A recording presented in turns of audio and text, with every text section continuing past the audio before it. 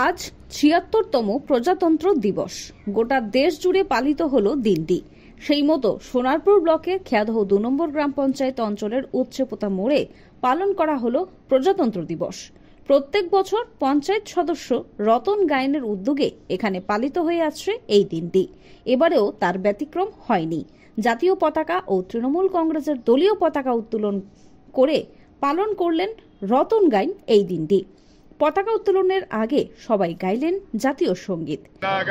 মঙ্গলদায়ক জয় হে ভারত ভাগ্য বিধাতা, জয় হে জয় হে জয় হে জয় জয় জয় জয় হে বন্দে মাতরম, বন্দে মাতরম। এদিন পতাকা উত্তোলনের পর নেতাজি সুভাষচন্দ্র বসুর ছবিতে মাল্যদান করে ফুল দিয়ে শ্রদ্ধা জানান রতন গাইন সহ উপস্থিত সকলে একে একে মাল্যদান করেন এবং ফুল দিয়ে শ্রদ্ধাও জানান। এদিন এই নিয়ে কি বললেন সাংবাদিকদের রতন গাইন শুনবো।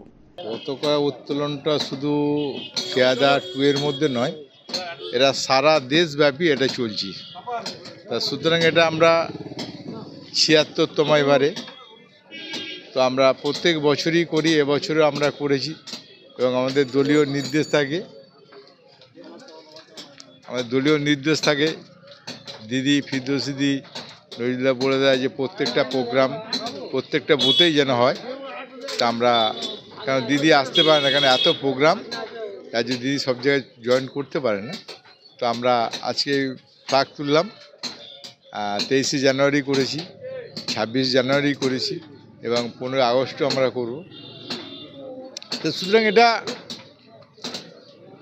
সবার একটা গর্ব, আমাদের দেশের প্রতি গর্ব, দেশের ভালোবাসা, যেটাকে আমরা দেখিনি এখনও, কিন্তু তার পালনটা আমরা করি। এটা সবাই ভালোবাসে আর সবাই এর সাথে মেতে থাকে।